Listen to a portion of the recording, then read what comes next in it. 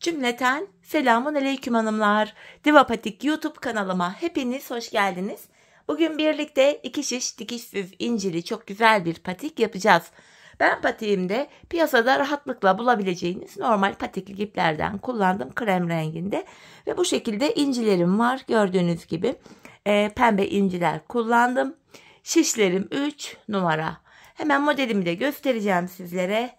İşte hanımlar, modelimiz bu şekilde.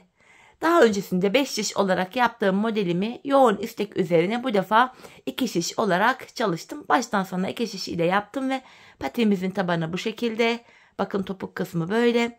Hiçbir yerinde hanımlar patiğimizin dikiş yok. Model bu. Patiğin 5 şiş versiyonunu da yine yorumlarda başa tutturacağım. Yapmak isteyenler yorumlarda sabitlediğim linke tıklayarak 5 şişini de yapabilir. Bu patik benim elimin ölçülerine göre 37, 38 ve 39 numara ayaklar için uyumlu oldu hanımlar. Bir patiğe toplamda şöyle 90 tane ince gidiyor. 90 inci. Şöyle bir çift patiğe 180 inci gidiyor. Ortalama bakın şöyle inci kullandım hanımlar. Ben şöyle bir dal inci. Şöyle bir dal inci yetti, hatta artıyor bile. Ben bu ipime video öncesinde 80 tane incimi takmıştım. 10 tane inciyi de size göstermek adına birlikte takalım. Şöyle bakın. Bu incimin ince ipini şöyle kalın patik ipime düğümlüyorum. Bu şekilde. Patik ipime bu incimin ince ipini düğümlüyorum. Şöyle. İncilerimi bu şekilde patik ipime aktarıyorum. 80 incimi takmıştım. 10 tane daha inciyi takacağım. Bu şekilde hanımlar. İncilerimizi böyle takıyoruz. Bakın 4 tane incim oldu. Şöyle 5, 6, 7, 8. 2 tane daha inciyi yaklaştırdım. 10. 10 tane incimi taktım. Toplamda 80 incim vardı. 10 tane daha taktım. 90 tane incim oldu. Hanımlar patiğimize başlayacağız hemen. Burun kısmından başlıyorum. 12 ilmek olarak. Öncelikle ipimin ucunda şöyle bir miktar bir ip bıraktım. 12 ilmek atıyorum. Şu birinci ilmeğim. 2, 3, 4, 5, 6, 7, 8, 9, 10, 11 ve 12. Geri döndüm, arka yüzdeyim. Hanımlar bakın. Bu patiğimizde ön yüzde düz, arka yüzde ters örgü uygulaması yapacağız. Kenar ilmeğini aldıktan sonra diğer ilmeklerimi arka yüzde ters olarak örüyorum.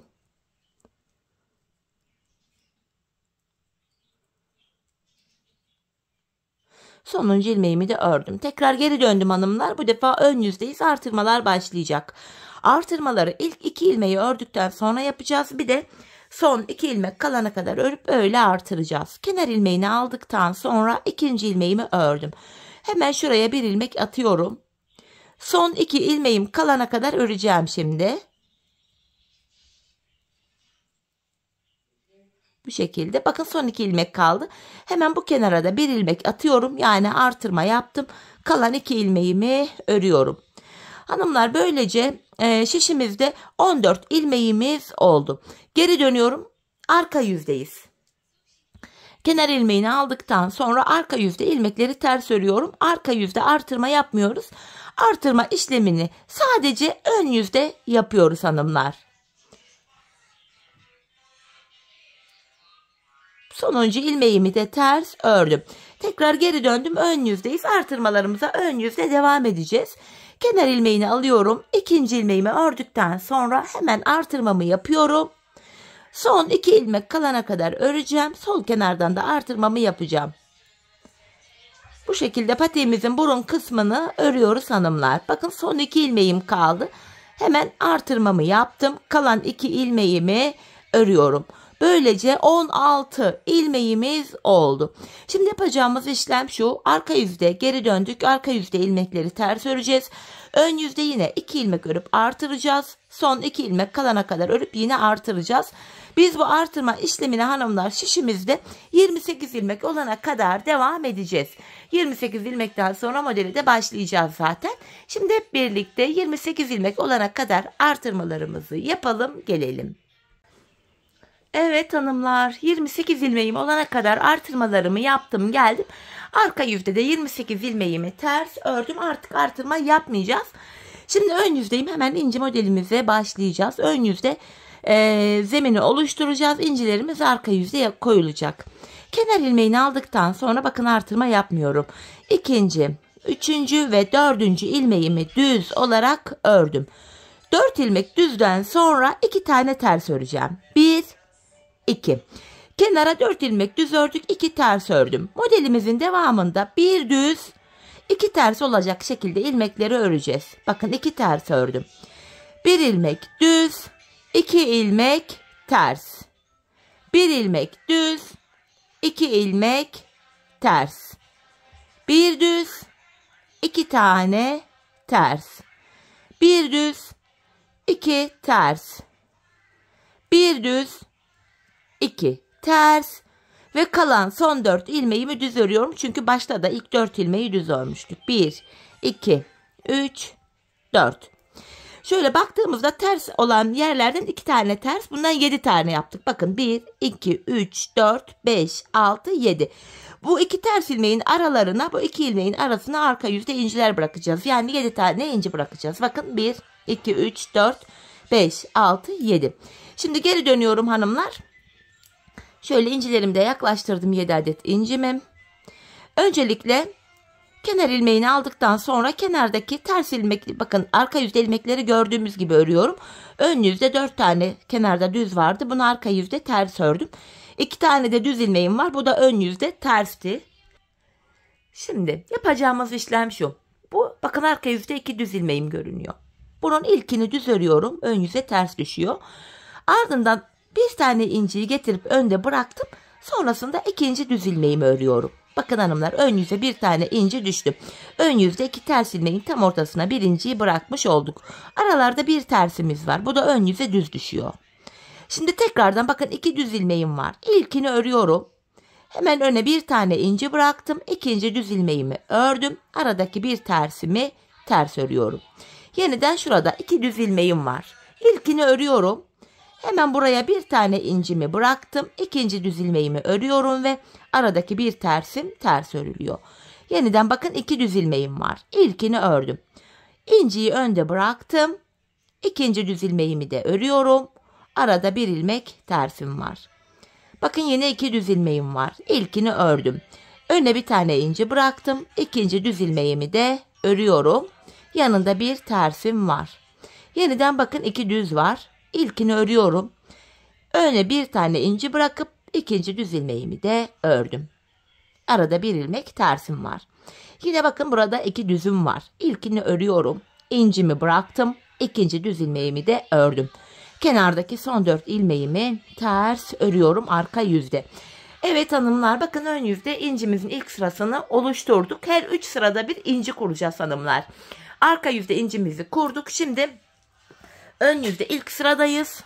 İlmekleri gördüğümüz gibi öreceğiz. Kenar ilmeğinden sonra 2, 3, 4 ilmek düz ördüm. 2 tane ters. Devamında bir düz, 2 ters. İlmekleri gördüğümüz gibi örüyoruz. İnciden sonraki ilk sıramız bu ön yüzde. 2 ters, bir düz. 2 ters, bir düz. 2 ters, bir düz.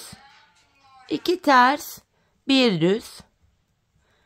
2 ters ve son 4 ilmeğimi düz olarak örüyorum. İlk sırayı ön yüzde tamamladık.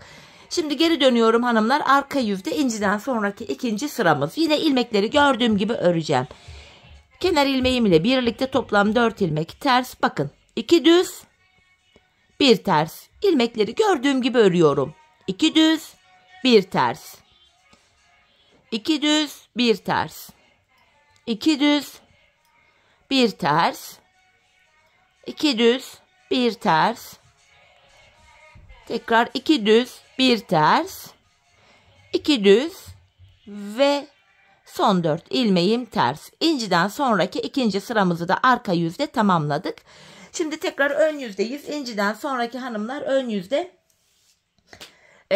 3. sıramız. 3 sırayı tamamladıktan sonra arka yüzde tekrar ikinci sıra incileri koyacağız. Kenar ilmeğinden sonra 2, 3, 4 düzü ördüm. ilmekleri yine gördüğüm gibi öreceğim. 2 ters, 1 düz.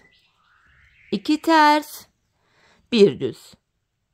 2 ters, 1 düz.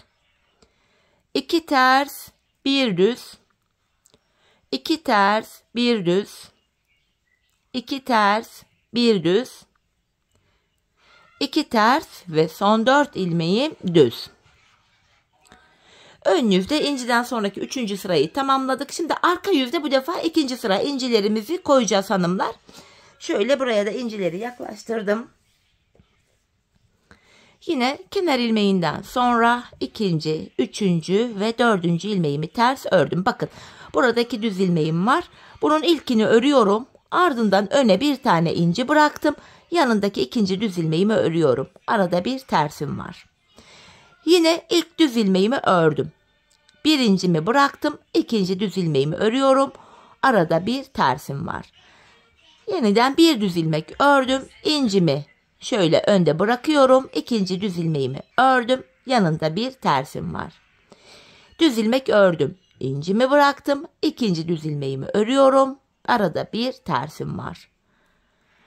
Bir düz örüyorum. İncimi bıraktım. 2. düz ilmeğimi ördüm. Arada bir tersim var. İlk düz ilmeğimi ördüm. İncimi bırakıyorum. 2. düz ilmeğimi ördüm. Arada bir tersim var. Yeniden bir düz ördüm. İncimi bıraktım. 2. düz ilmeğimi ördüm ve kalan 4 ilmeğim ters örülüyor. Böylece hanımlar 2. sıra incilerimizi de kurmuş olduk. Bakın. İlkini yaptık. Sonra 3 sıra ördükten sonra 2. inciyi yaptık. Şimdi tekrardan ön yüzde, arka yüzde ve tekrar ön yüzde 3 sıra ilmekleri gördüğümüz gibi öreceğiz. 3. sıra incileri arka yüzde kuracağız. İnci kurulumu sadece böyle yapılıyor hanımlar. İnci kurulumunda başka bir detay anlatım yok. Bu şekilde patiğimizin ön bölümüne hanımlar şöyle 6 sıra inci yaptık. 1, 2, 3, 4, 5, 6. 6 sıra inciyi yaptıktan sonra hanımlar şimdi 6 sıra incimizi yapalım. 6 sıra inciden sonra ön yüzde ve arka yüzde 2 sıra ilmekleri gördüğümüz gibi örelim. 2 sıra 6. inciden sonra ön yüzde gördüğümüz gibi örelim. Arka yüzde de yine ilmekleri gördüğümüz gibi örelim. Gelelim ardından birlikte şu bantlı bölümlere geçeceğiz. Evet hanımlar patiğimin ön bölümünü yaptım. Buraya 6 sıra inci modelimi kurdum. Ardından da inci modelimden sonra ilmeklerimi 2 sıra gördüğüm gibi ördüm. Şimdi 3. sıradayız. Ön yüzdeyiz. İnciden sonraki 3. sıramız olacak bu. Bu sıramızda kesmelerimizi de yapacağız. Öncelikle hanımlar şöyle kenar ilmeğini aldıktan sonra 2. ve 3. ilmeğimi örüyorum. Bu kenara 3 ilmek bu şekilde ördük. Şimdi bu 3 ilmeğimizi hanımlar patiğimizin şu yan bölümünde tekrar kullanacağız. Şimdilik ben bu 3 ilmeğimi şöyle işaretleyiciye takacağım. Bekleyecek bunlar. Böyle işaretleyiciniz yoksa buraya bir iğne falan da takabilirsiniz. Ya da bu 3 ilmeğin içinden bir ip geçirebilirsiniz. Önemli olan buradaki ilmeklerin kaçmaması. Şöyle bu 3 ilmeğimi buraya taktım. Şimdi buradaki ilmeklerimi örmeye devam edeceğim. 7 ilmek daha öreceğim. 3 ilmeği taktım. Şu 1. ilmeğim ilmekleri gördüğüm gibi örüyorum. Bir düz ilmeğimi düz ördüm. Şöyle şu 2. ilmeğim 3, 4, 5, 6, 7. Kenar 3 ilmekten sonra şuraya 7 tane daha ilmek ördüm. Burası hanımlar şu bant bölümü yani şu kemer bölümü oluyor. 7 ilmek ördüm. Şimdi arada ilmeklerimizi keseceğiz. Ortada 8 adet ilmeğimi keseceğim. İkişer ikişer toplayarak ilmeklerimi kesiyorum. Bakın şu 1. kesimim. Şu 2. 3. 4. 5. 6. 7 ve 8. Orta kısımdan 8 ilmek kestim hanımlar. Bu şekilde. Şimdi sıra sonuna kadar ilmeklerimi gördüğüm gibi öreceğim. 2 tersimi ters ördüm. Bir düzümü örüyorum. 2 tersimi ördüm. Son 4 ilmeğimi düz örüyorum. Bu şekilde. Şimdi geri dönüyoruz hanımlar. Burada da yine Kenar ilmeğini aldıktan sonra ikinci ve üçüncü ilmeğimi bakın ters ördüm. Şimdi buradaki 3 ilmeğimi de şöyle işaretleyiciye takacağım. Bu kenarlardaki 3'er ilmeğimizi dediğim gibi patiğimizin arka bölümüne geçtiğimizde kullanacağız. Şöyle işaretleyicinin ucuna buralardaki 3'er ilmeğimi takacağım. Şu ikinci ilmeğim. Şu da üçüncü. Şöyle bu 3 ilmek de burada beklesin. Şimdi hanımlar yapacağımız işlem şu. Kalan 7 ilmeğimiz var. Hemen yanındaki bir tersimi daha ters ördüm. Tekrardan bakın. Şimdi biz burada da 7 ilmek kaldı. Bu 7 ilmek ile incilerimizi tekrar buraya kuracağız. Şu kemerimizi yapacağız. Öncelikle şuradaki kemeri yapacağız. Şöyle ön yüzden baktığımızda şu sol taraftaki kemeri yapacağız. Sağ taraftaki 7 ilmek şimdilik bekleyecek. Kenar ilmeğini aldıktan sonra inciden sonra ön yüzde 3. sıramızı örmüştük. Şuraya bir ilmek düz örüyorum. Tekrardan incimi bırakacağım. Bakın bir tane inci bırakıyorum. İkinci düzümü ördüm. Bir ters örüyorum. Tekrardan bakın bir düz ördüm. İncimi bıraktım. İkinci düzümü ördüm. Burada sonuncu ilmeğimi de artık düz örüyorum. Tekrar geri döndük. Bu kemerimiz hanımlar şurası 2 inciyle yapılıyor. Bakın 2 tane incimiz oldu. Şimdi geri döndüm. Yine her 3 sırada bir incilerimizi bırakacağız hanımlar buraya. 7 ilmek ile patiğimizin o bant bölümünü yani kemer bölümünü yapacağız. İlk ilmeğimi şöyle aldım. 2 ters, bir düz, 2 ters, bir düz olarak ilmeklerimi ördüm.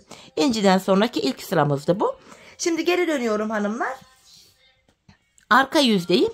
İpim şöyle bakın karşıda şöyle ilk ilmeğimi örmeden alıyorum. İkinci ilmeğimi, üçüncü ilmeğimi düz ördüm. Arada bir tersim var.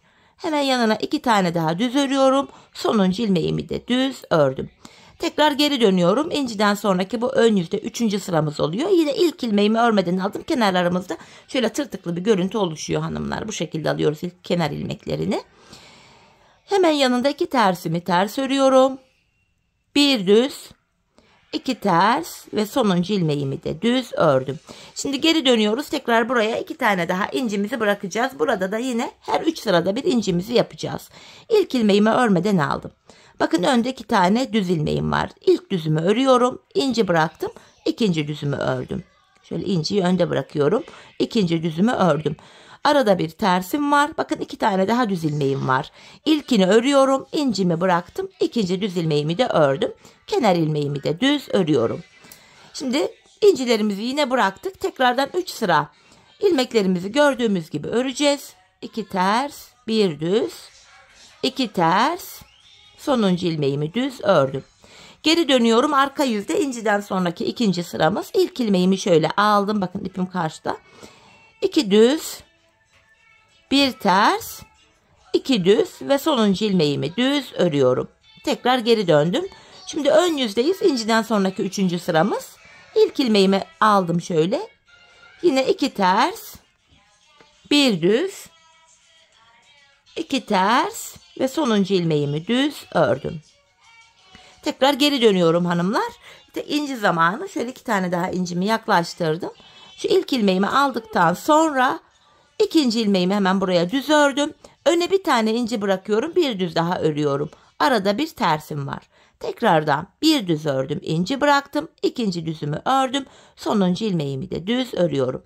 Tekrardan şöyle geri dönüyoruz. Bakın hanımlar şu ön bölümde buraya kemer bölümüne toplamda 1, 2, 3 tane inci yaptık. Her 3 sırada bir bu 7 ilmek ile patiğimizin şu kemer bölümünü yapıyoruz. Yani şu sol tarafını yapıyoruz. Ben buraya hanımlar bakın 3 tane inci yaptım. Toplamda 12 sıra inci yaptım. 12 tane. Şu inci sıralarını sayacak olursak şu kenara kadar 12 sıra inci. Şimdi buraya toplamda 12 tane incimizi yapalım. Gelelim ardından buluşalım.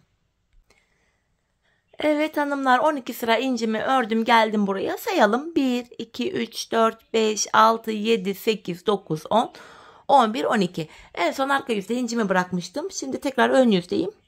Bu ilk ilmeğimi şöyle alıyorum yine. İlmekleri gördüğüm gibi örüyorum. 2 ters, bir düz, 2 ters ve kenar ilmeğini düz ördüm. Şöyle.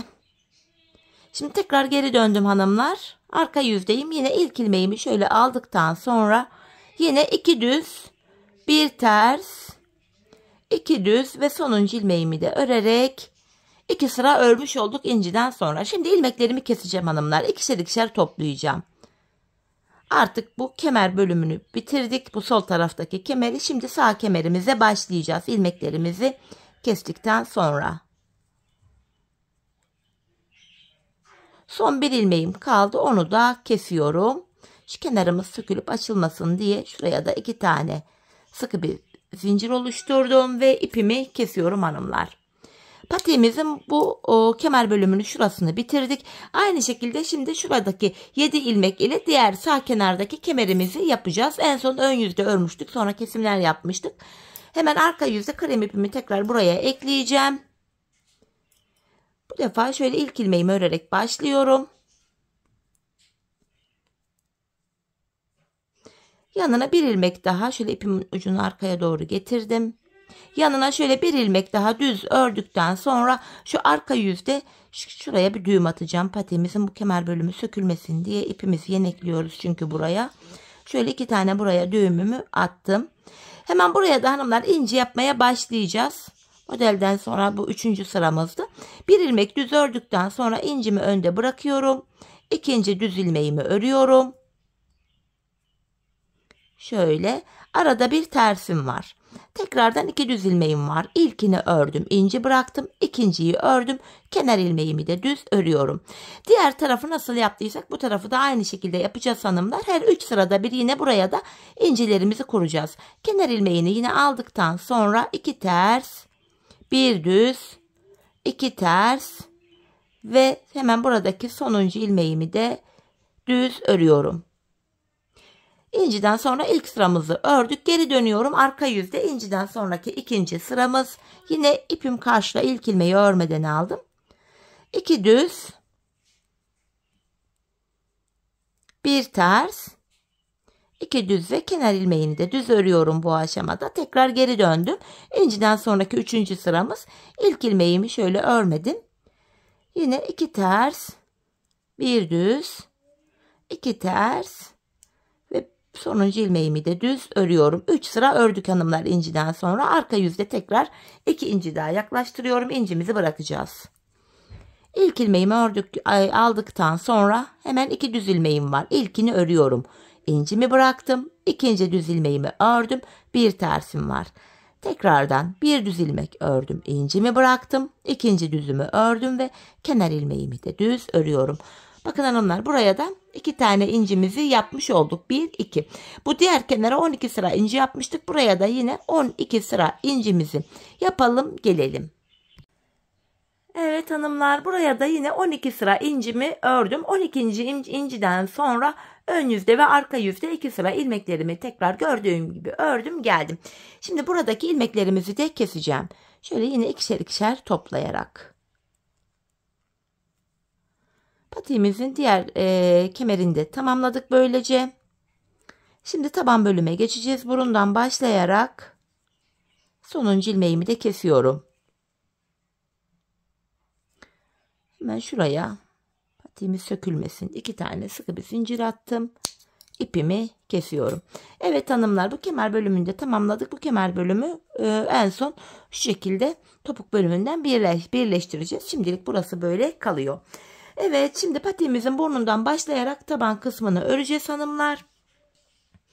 Bu aşamada şu başlangıçta bir ipimiz kalmıştı uçta. Buna krem ipimi tekrar düğümlüyorum.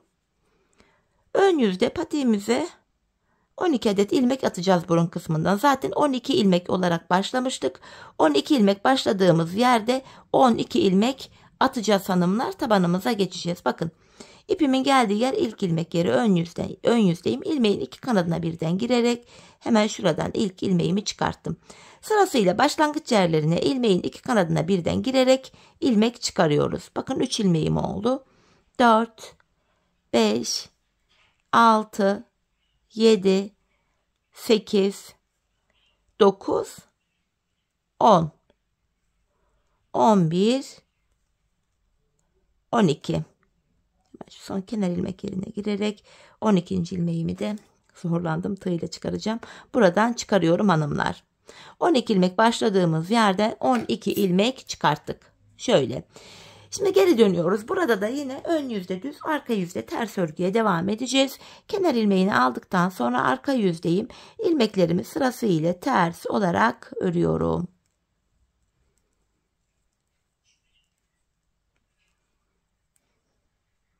Sonuncu ilmeğimi de ters ördüm. Şimdi geri döndüm, ön yüzdeyim. Bu aşamada hem patiğimizin tabanı üst bölüme eklenecek hem de ilmek sayılarımız artacak. Bu aşamada hanımlar bakın kenar ilmek yerlerimiz var sırasıyla. Buradaki ilk V şeklinde kenar ilmek yerine ilmeğin iki kanadına birden girerek ilmek çıkarttım. Şişimde 12 ilmek vardı. Bir ilmek de buradan çıkarttım, 13 ilmek oldu. Şimdi diğer ilmeklerimi öreceğim. Bu ilmek çıkartma işlemini ön yüzde önce sağ kenardan sonra da sol kenardan yapıyoruz. Sağ kenardan ilmeğimizi çıkarttık. Şimdi de sol kenardan ilmeğimizi çıkaracağız yine. Sonuncu ilmeğimi de ördükten sonra hemen bu kenarda da ilk kenar ilmek yerine ilmeğin iki kanadına birden girerek ilmeğimi çıkarttım. Böylece burada 14 ilmeğimiz oldu. Arka yüzdeyim hanımlar, kenar ilmeğini örmeden aldım. Diğer ilmeklerimi ters örüyorum. Arka yüzde ilmek çıkartma işlemi yok. İlmek çıkartma işlemini sadece ön yüzde önce sağ sonra da sol kenardan yapıyoruz. Sonuncu ilmeğimi de ters ördüm. Tekrar ön yüzdeyim. Hemen şu sağ kenardan sıradaki bir sonraki kenar ilmek yerine girerek şuraya ilmek çıkartıyorum. Şimdi de 15 ilmeğim oldu. İlmeklerimi sırasıyla öreceğim. Bu şekilde sıra sonuna kadar ilmeklerimi öreceğim.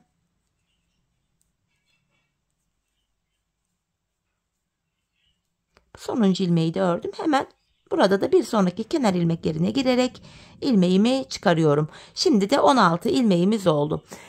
Patiğimizin burun kısmı bu şekilde devam edecek. Şimdi geri döneceğiz. Arka yüzde 16 ilmeği öreceğiz. Ön yüzde yine önce sağ sonra sol kenardan sırayla kenar ilmek yerlerine girerek ilmekler çıkaracağız. Biz bu işleme şişimizde 28 ilmek olana kadar devam edeceğiz. Çünkü patiğimizin ön bölümünü de yani bu bölümünü de 28 ilmek olarak yapmıştık. Tabanda 28 olacak.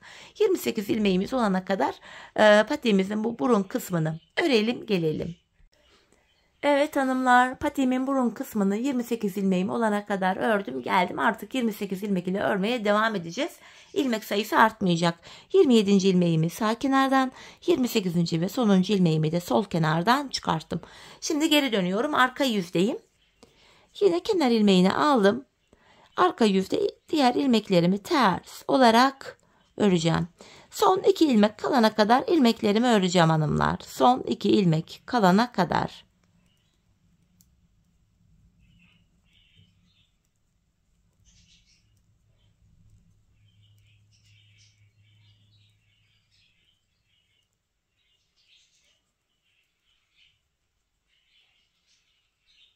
Pardon, bakın son 2 ilmeğim kaldım. Arka yüzde olduğum için son 2 ilmeğimi tersten kesiyorum. 27 ilmeğim kaldı, geri döndüm. Ön yüzdeyim. Yine sıradaki kenar ilmek yerine bakın şurası. Buraya girerek bir ilmek de çıkarıyorum. Tekrar 28 ilmeğimiz oldu. 28 ilmek üzerinden bu şekilde yapılacak. Şimdi de ön yüzdeyim. Bu defa da ön yüzde olduğum için ilmeklerimi düz olarak öreceğim. Yine son 2 ilmek kalana kadar öreceğim hanımlar. Artık bu bölümde ilmeklerimizi ön yüzde son 2 ilmek kalana kadar öreceğiz. Ön yüzdeysek eğer düzden kesim yapacağız son 2 ilmeği. Arka yüzde de tersten öreceğiz. Arka yüzde olduğumuz için de son 2 ilmeği tersten keseceğiz ve sıradaki kenar ilmek yerinden ilmek çıkaracağız. Bakın son 2 ilmeğim. Ön yüzde olduğum için ikisini düzden keserek örüyorum ve bir sonraki yani sıradaki kenar ilmek yerine girerek ilmek çıkarıyorum. Tekrar 28 ilmek oldu. Yeniden arka yüzdeyim. Bakın ilk ilmeği aldım. Tekrar son 2 ilmek kalana kadar öreceğim. Patiğimizin tabanında yapacağımız işlem bu. Arka yüzdeysek eğer son 2 ilmeği tersten kesiyoruz. Ön yüzdeysek de son 2 ilmeği düzden kesiyoruz ve sıradaki kenar ilmek yerinden ilmek çıkarıyoruz. 28 ilmek böylece korunmuş oluyor. Sayıda artma ya da azalma olmuyor. Bakın son 2 ilmeğim arka yüzdeyim, tersten kesiyorum. Geri döndüm, ön yüzdeyim. Ben şuradaki kenar ilmek yerine girerek ilmeğimi çıkarttım. Tekrar ön yüzdeyiz. Burada da bir kere daha göstereyim. İlmeklerimi ön yüzde olduğum için düz olarak örüyorum şimdi de. Son 2 ilmeğim kalana kadar öreceğim.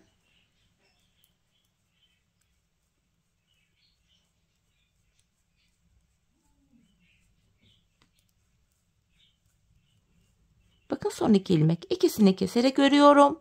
Ve bir sonraki yani sıradaki kenar ilmek yerine girerek ilmek çıkarıyorum. Tekrar 28 ilmeğimiz oluyor.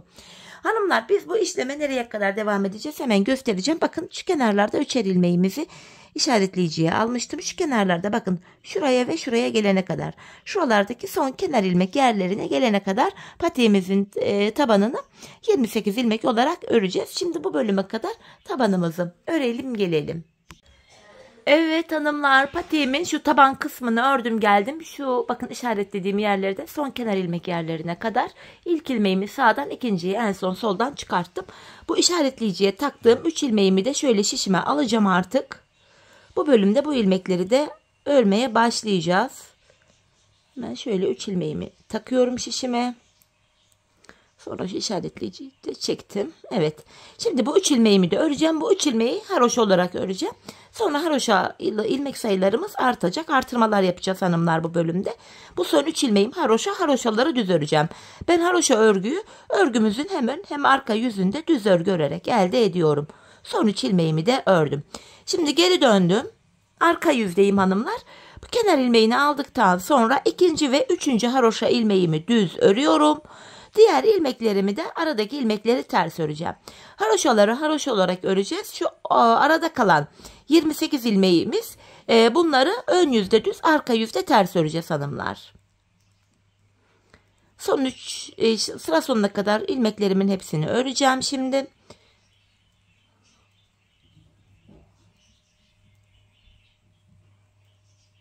Sonuncu ilmeğimi de ördüm. Son 2 ilmeği kesmedik burada. Çünkü yandan ilmek çıkaracak kenar ilmek yerimiz yok. Şimdi de şuradaki ilmeklerimi şişime alacağım. Şöyle bunu çıkartıyorum. Şu ilmekleri şişime taktım. Bu ilmekleri de hanımlar haroşa düz olarak örüyorum. Bu şekilde. Şimdi geri döndük. Burada 3 ilmek ile hanımlar buralarda birer diş haroşamız oluştu. Bakın bir diş haroşa burada, bir diş haroşa burada.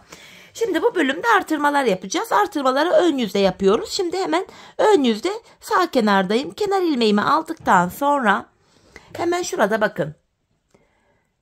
Bir önceki şeyde bakın bir öndeki ilmeğimin şu haroşa kısmına şuraya bakın. Şuraya girerek buradan aldığımı örüyorum. Bakın bu artırdığımız ilmekler de haroşa olacak. Buradaki 3. ve 4. haroşa ilmeğimi de ördüm.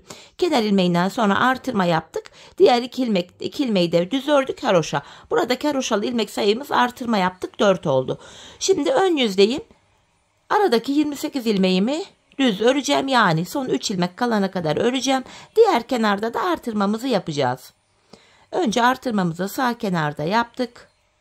Şimdi sol kenarda yapacağız. Öncelikle şu taban kısmındaki 28 ilmeğimi örüyorum.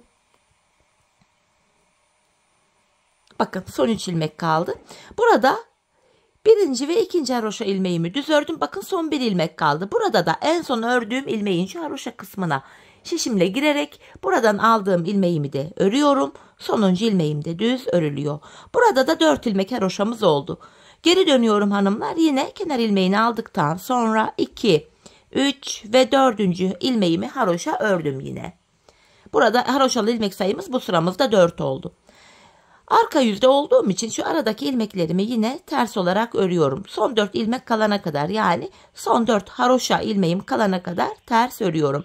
Artırma işlemini sadece ön yüzde yapıyoruz. Kenarlarda haroşa bölümlerden ön yüzde yapıyoruz. Arka yüzde artırma yapmıyoruz. Arka yüzde aradaki 28 ilmeği ters örüyoruz. Kenarlardaki haroşaları da haroşa örüyoruz. Son 4 ilmeği haroşalarımı düz olarak örüyorum. Tekrar geri döndük. Yine artırmamızı yapacağız hanımlar. Tekrardan kenar ilmeğini aldıktan sonra hemen şu öndeki ilmeğimin şu bakın haroşa kısmına girerek buradan aldığım ilmeğimi ördüm. Artırmamı yaptım. Bu defa burada 5 ilmek haroşamız oldu. Şöyle. Şimdi tekrardan aradaki 28 ilmeğimizi öreceğiz. Bu şekilde. Şu aradaki 28 ilmek düz örelim gelelim hanımlar. Haroşa bölümünde artırmayı beraber yapalım. Evet hanımlar, tabandaki 28 düz ilmeğimi ördüm. Son 4 haroşam kaldı. Burada da yine ilk 3 haroşamı örüyorum. Son 1 ilmek kaldı. Hemen burada da artırmamı yapacağım. En son ördüğüm ilmeğin şu haroşa kısmına giriyorum ve buradan aldığım ilmeğimi de düz ördüm. Sonuncu ilmeğim düz örülüyor. Böylece kenarlarda 5'er ilmek haroşamız oldu. Geri dönüyoruz yine. Kenar ilmeğini aldıktan sonra 2, 3, 4 ve 5. haroşa ilmeğimi düz ördüm. Aradaki 28 ilmeğimiz ters örülecek. Ardından son 5 ilmeğimiz yine haroşa örülecek. Sıra sonuna kadar örelim gelelim. Evet, arka yüzde ilmeklerimi ördüm. Tekrar ön yüzdeyiz. Yine artırmalarımızı yapacağız hanımlar. Kenar ilmeğini aldıktan sonra hemen öndeki ilmeğin şu kısmına girerek buradan aldığımı da ördüm. Yine artırmamızı yaptık. Bu defa burada 6 diş haroşa, 6 ilmek haroşamız oluyor. Aradaki ilmekleri düz örelim hanımlar. Sonra da şu haroşalı bölümde de yine son bir ilmek kalana kadar öreceğiz. Burada da artırmamızı yapacağız. Biz bu işleme kenarlarda 8'er ilmek haroşamız olana kadar devam edeceğiz. Bakın şu anda 6 oldu. Birazdan burada da 6 olacak sol kenara örerken. Burada 8 ilmek haroşamız olana kadar patiğimizin bu bölümünü örelim gelelim. Evet hanımlar, patiğimin şu kenarlarında 8'er ilmek haroşam olana kadar bu bölümde bakın aynen şu şekilde artırmalarımızı yaptık. 8'er ilmek haroşamız oldu kenarlarda. Artık artırma yapmayacağız hanımlar. Kenardaki 8'er ilmek haroşayla devam edeceğiz. Kenarlardaki 8 ilmek haroşayı haroşa olarak öreceğiz. Aradaki 28 ilmeğimizi de ön yüzde düz, arka yüzde ters olacak şekilde örmeye devam edeceğiz. Patiğimizin arkasını artık bu şekilde tamamlayacağız. Hanımlar, ben şu patiğimin arka bölümüne, şu bölüme, şu 3 haroşadan itibaren saydığımız anda şu arkaya toplamda 16 diş, yani 16 sıra haroşa ördüm. Bakın şu anda kaç diş haroşamız olmuş sayalım. Şu 3 diş haroşayla başlamıştık. Şu 1, 2, 3, 4, 5, 6 tane olmuş. Ben buraya toplamda 16 tane yaptım. Bu benim ölçüme göre tam oldu. Sizler bu aşamada patiğinizi örerken ayağınızı ölçerek yapın. Bakın şöyle ölçüyü de şöyle bir göstereyim hanımlar. Şunu ayak olarak farz edin. Şöyle patiğinizi ayağınıza giyeceksiniz. Şu taban bölümünü hanımlar, bakın şu bölümü şöyle biraz esneterek ölçü almanız lazım. Çünkü şiş örgüsü esner. Şu topuğunuzun şu kısmına gelene kadar öreceksiniz taban bölümü. Ben bunu örene kadar da zaten kenarlarda 16 diş haroşam oluştu. Şimdi hep birlikte patiğimizin bu arka bölümünü 16 diş haroşa olarak örelim gelelim. Ardından birlikte topuk kesimini yapacağız. Evet hanımlar, patiğimin bu bölümünü ördüm geldim bitirdim. Şurada 16 diş haroşam var. Şimdi şu şekilde topuğumuzu yapacağız. Bakın topuğumuz böyle. Topuğumuzu 10 ilmekle yapacağız hanımlar. Topuğa 10 ilmek ayırınca şişimizde toplam 44 ilmek var. Topuğa 10 ilmek ayırınca geriye 34 ilmek kalıyor. 34 ilmeği de iki yana eşit paylaştırınca yanlara 17'şer ilmek düşüyor. Topuk bölümünde yine kenar ilmeğini örmeden aldım. 8 haroşamı yine düz örüyorum. 5, 6, 7, 8 sayarak ilmeklerimi öreceğim. Şu 9. ilmeğim 10, 11, 12, 13, 14, 15, 16, 17. Hemen şu kenardaki 17 ilmeğimi ördüm.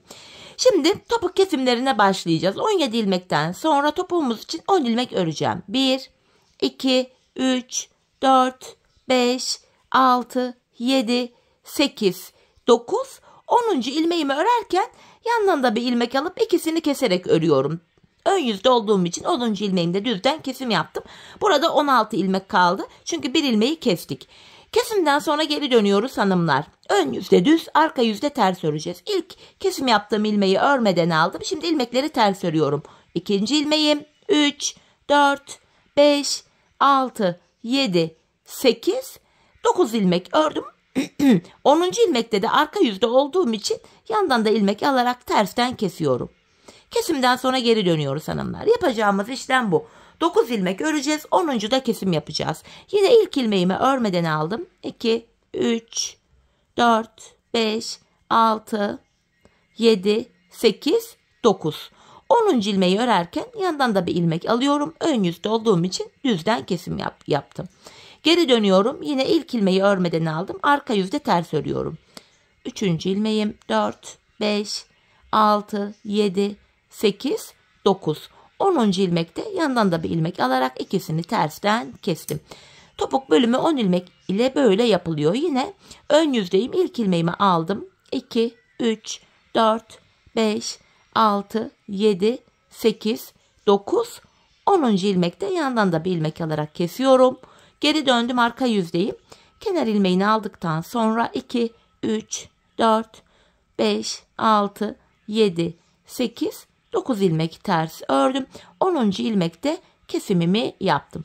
Bu şekilde hanımlar topuğumuz böyle kesilecek. Biz bu işleme şu 8'er ilmek haroşamız var. Haroşalı bölümlere kadar bu şekilde devam edeceğiz. Haroşalı bölümlerde de haroşa olarak yapacağız.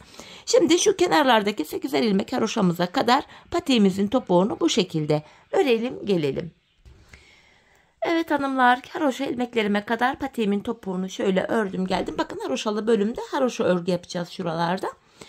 Hem ön hem arka yüzde ilmekleri düz öreceğiz bu defa. Yine ilk ilmeğimi örmeden aldım. İlmeklerimi düz yani haroşa örüyorum. Yine aynı 9 ilmek öreceğiz. 10. da kesimi yapacağız. Bakın 6, 7, 8, 9. 10. ilmekte yandaki ilmeği de alıyorum. İkisini kestim. Bu aşamada ipimiz hep karşıda olacak ve ilk ilmeği örmeden alacağız. Tekrar 9 ilmeğimi öreceğim. 4, 5, 6, 7, 8, 9. 10. ilmekte şu kenardakini de alıyorum. İkisini keserek örüyorum. Tekrar geri döndük. Yine ipim karşıda. İlk ilmeği örmeden aldım. Hem ön hem arka yüzde düz örüyoruz. 5. ilmeğim 6, 7, 8, 9. 10. ilmekte öndeki ikisini kesiyorum. Yine geri döndüm. İpim karşıda. İlkini örmeden aldım. 9 ilmeğimi öreceğim.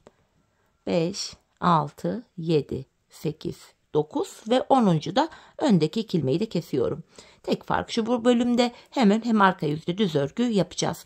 Şu yanlardaki ilmekler bitene kadar patiğimizin bu bölümünü de haroşa olarak örelim gelelim. Evet hanımlar, yanlardaki ilmeklerim bitene kadar bu şekilde patiğimin topuğunu ördüm. Şişimde sadece topukta kullandığım 10 ilmek kaldı.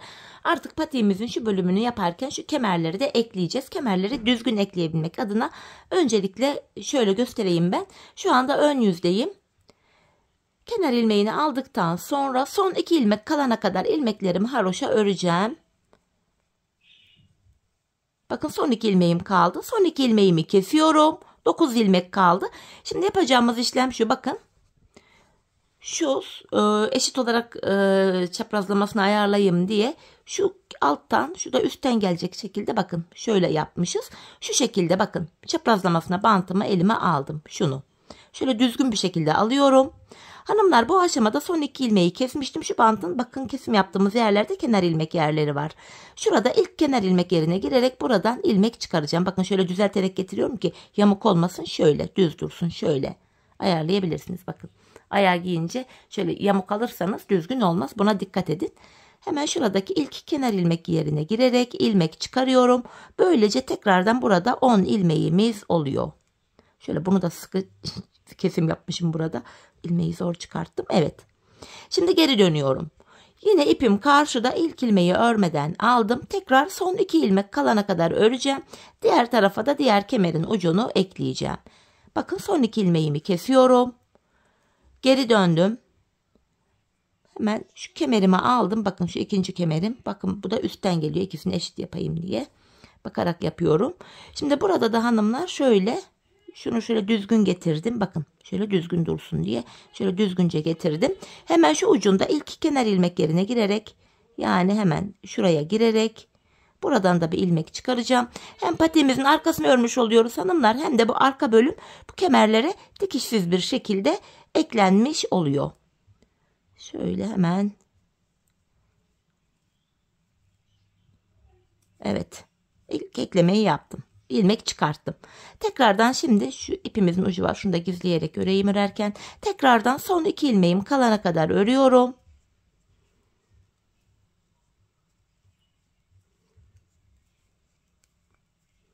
Son 2 ilmeğimi yine kestim. 9 ilmek kaldı böylece. Bir sonraki kenar ilmek yerine girerek yine bir ilmek daha çıkarttım. Tekrar 10 ilmeğimiz oldu. Yeniden geri dönüyorum. İpim karşıda, ilk ilmeği örmeden aldım. Son 2 ilmeğim kalana kadar öreceğim. Ve son 2 ilmeğimi hanımlar hemen şurada kesiyorum. Geri döndüm. Hemen şu kemere aldım. Kemeri de bir sonraki kenar ilmek yerine girerek ilmek çıkartıyorum. Bu şekilde. Şöyle ilmeğimi çıkarttım. Kemerimizi patiğimizin arkasına bu şekilde dikişsiz ekliyoruz. Yine son 2 ilmeğimi kesiyorum. Bir sonraki kenar ilmek yerine girerek yine ilmeğimi çıkarttım. Şöyle geri dönüyorum. Yine ipim karşıda, ilkini örmeden aldım. Yine son 2 ilmek kalana kadar öreceğim.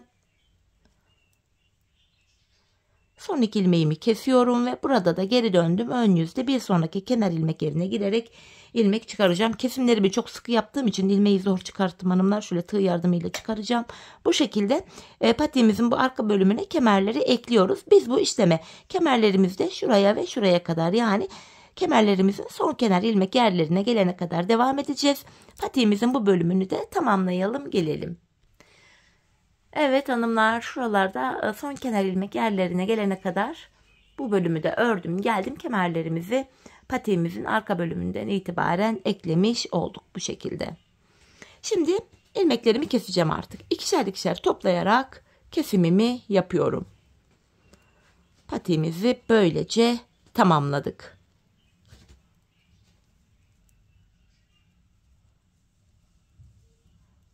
Son bir ilmeğim kaldı. Onu da yine şöyle kesiyorum. Bu aşamada kenarımızda tümsek bir görüntü oluşmasın diye tığım ile şu dibine doğru batarak, şuraya doğru batarak burayı şöyle düzleştirdim. 2 tane de zincir çekip ipimi kesiyorum. Evet hanımlar, patiğimizi tamamladık. Hemen şu ip uçlarını bir gizleyelim. Şu kemerimizden kalan ipucumuzdu bu. Bunların tamamını bir güzel gizleyelim hanımlar. Ayağı giydikten sonra bu ipler çıkmasın. Çok çirkin bir görüntü oluşturur. Buna dikkat edelim. Patiğimizin içi dışı tertemiz görünsün. Hemen şu bitiş ipimizi de şuraya düğümleyerek güzelce gizliyorum. Şu arka ilmek aralarına geçerek tığım ile iplerimin ucunu şöyle gizliyorum. Evet hanımlar, patiğimizi bitirdik. Bakın görüntümüz şöyle. Şöyle zaten ayakta model kendini çok daha iyi gösterecektir. Hemen manken ayağıma giydireyim hanımlar. Patiğimize de bir öyle bakalım. Şu an eldeki duruşu pek bir şeye benzemiyor gibi çünkü. Ayaktaki duruşuna da bakalım birlikte. Çok güzel, çok şık, çeyiz içinde uygun bir model oldu. Yıllar önce 5 şiş versiyonunu yapmıştım. Bayağı talep geldi. 2 şiş olarak da çalışır mısınız diye. Fırsat buldukça eski beğenilen 5 şiş patik modellerime 2 şiş olarak da video çekmeye çalışıyorum zaten. Evet, patiğimizin mankendeki duruşu da bu şekilde. Birlikte yaptığımız modelimiz ayakta daha güzel duruyor, normal ayakta. Şöyle kenarlarımız bu şekilde. Patiğimizin diğer kenarı. Şöyle tabanımız, topuğumuz, modelimiz bu. Evet hanımlar, yine birlikte güzel bir modelin daha sonuna geldik. Umarım sizlere faydalı, hoş bir video olmuştur. Yeni modellerde, yeni videolarda buluşmak dileğiyle. Şimdilik hoşça kalın, sağlıcakla kalın.